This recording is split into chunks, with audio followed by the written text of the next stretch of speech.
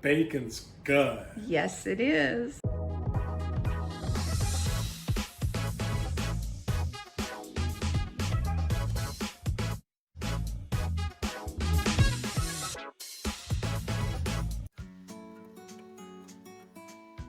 I have with me today Johnny. You may remember him from making the beef Wellington. Sup? So today we're going to be doing canning bacon. So let's get started. Have you started calling your followers Doriniacs? Doriniacs? Doriniacs. No? Not yet. That's a new term. Go ahead. Coined by Johnny. So what we're going to do, the most important part when you're doing the bacon like this, when we put it on here, you have to have a piece of paper, parchment paper, that covers over the other. Does that make sense? Over the bacon. Otherwise it will stick together. Just going horizontal? Yeah, we're gonna go horizontal. So we just finished washing our hands, so we are good to go. We're gonna start off at one end. These over a little bit. And you're just gonna line it up. You know what it's like? It's like arts and crafts when you're in school. I know. You don't even eat the glue. So you just kind of stick them, you can stick them close to each other, just don't overlap them.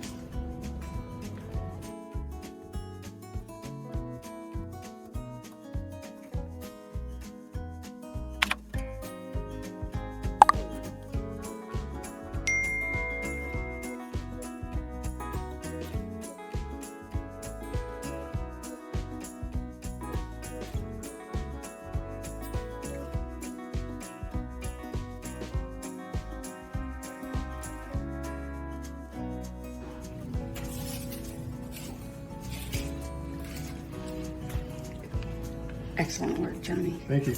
I had a good teacher. And then we're just gonna cut these in half. In the middle or what? You know, I just put it right on the end like this.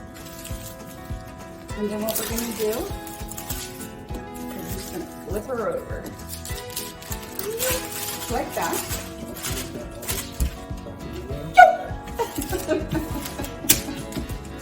The sound effects are thrown in for free. You see how fast that was? It was. That's It was impressive. cat-like reflex. We're going to wind this nice and tightly. The tighter, the better. Because you need to fit it into the jar. So if it's loosely wound, and it won't fit into the jar. That's what's nice about using the wide mouth jars. If you use the regular, it's going to be hard to get it in and out of. There you go. Just like that. Which end? Does this go on the top or I usually leave that on the top because it's On the top? cleaner. Yeah.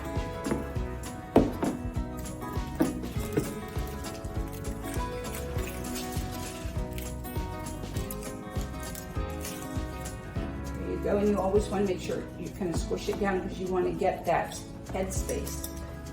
What is it, a half inch or an inch? Yeah, just right to that bottom, just an inch. Yeah. Perfect. We got our first ones done. See how quick it goes? Yeah. All right, let's get another sheet. So because they're quarts, they're going to go in the pressure canner for I'd go 90. 90. That's what I do. That's a good choice. Thank you. We are now done with the rolling up of the bacon. And we've got our pints here as well. I did these earlier. As mentioned, I prepared the pint jars earlier in the day to save a little time.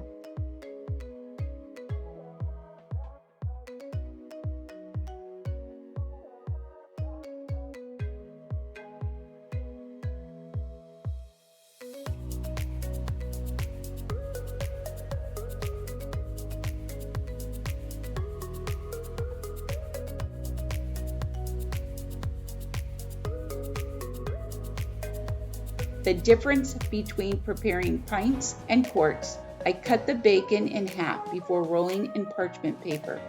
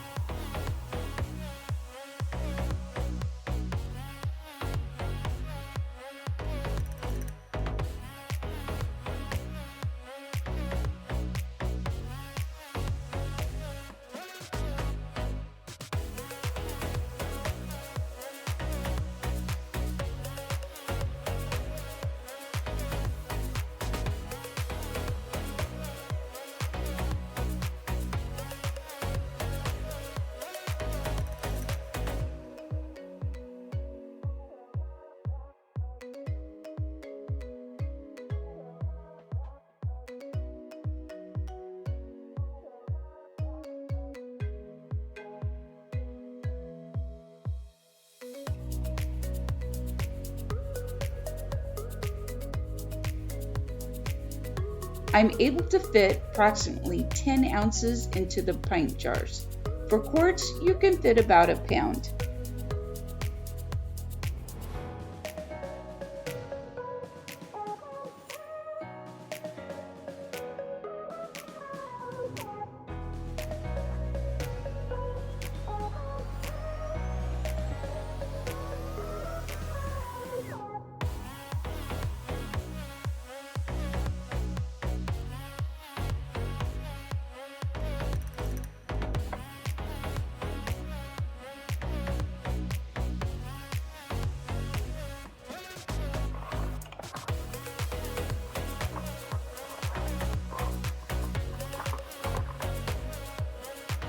What I like about shelf-stable bacon, you can crisp it in the oven or fry pan for breakfast or a BLT sandwich. You can use it in pressure canned beans, and you don't get spattered grease on your stove or your oven depending on how you like to cook your bacon.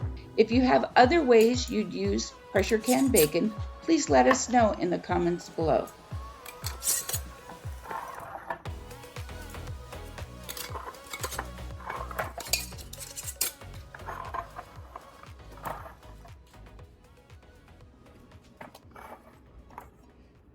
So we're going to be doing quarts in your pressure canner, Johnny, and we're going to do the pints in my pressure canner.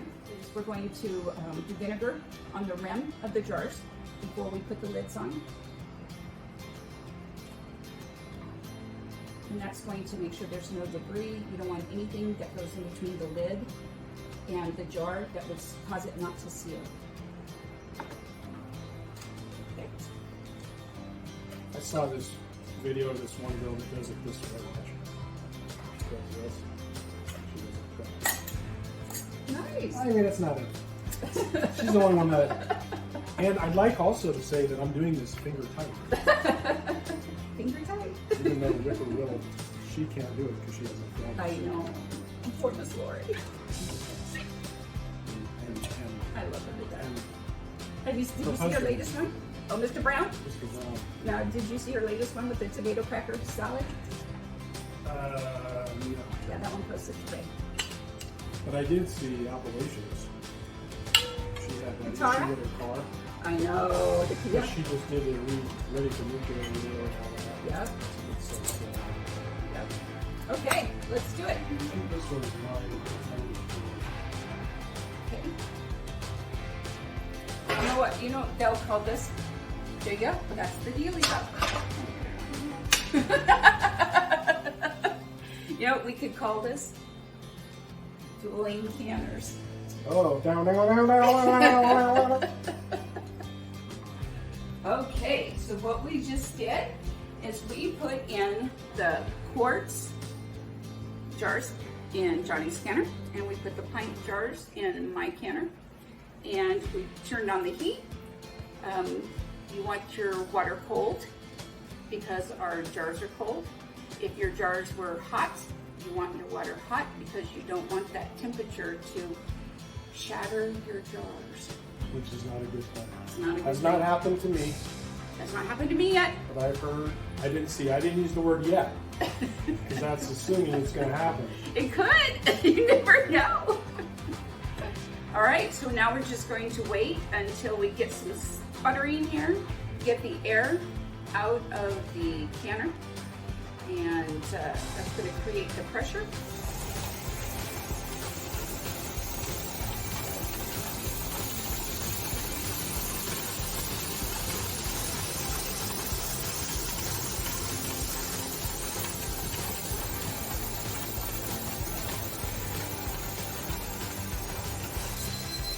All right, ready, Johnny?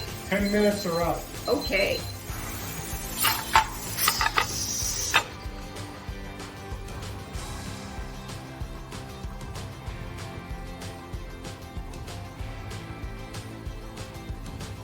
So you're at almost at 11 right now. You're in between 10 and 11. Perfect. And we're going to, for our location, it should be about between 10 and 11. And so I always usually pressure can right at the 11 spot. Drop down to 5 pounds of pressure. Once this gets down to 0, then the stem will come down. And then I usually let it sit for about 10 minutes before I take off the weight and crack the lid. And we still have, it's perfect for us, and we still have 5 minutes to go on the quart size. The alarm is up, and it's time to turn off the quarts.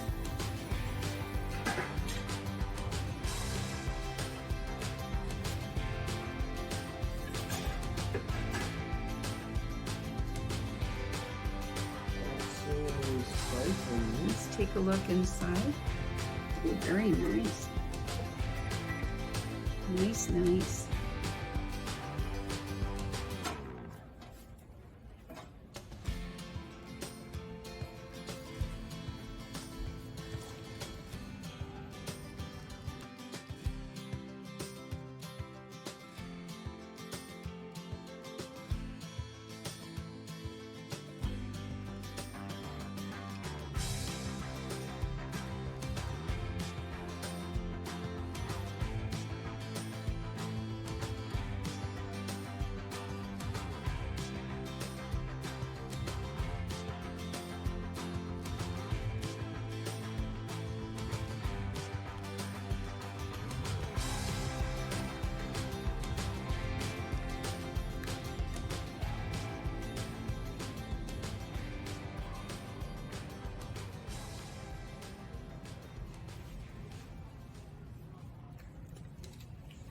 It don't get better than that.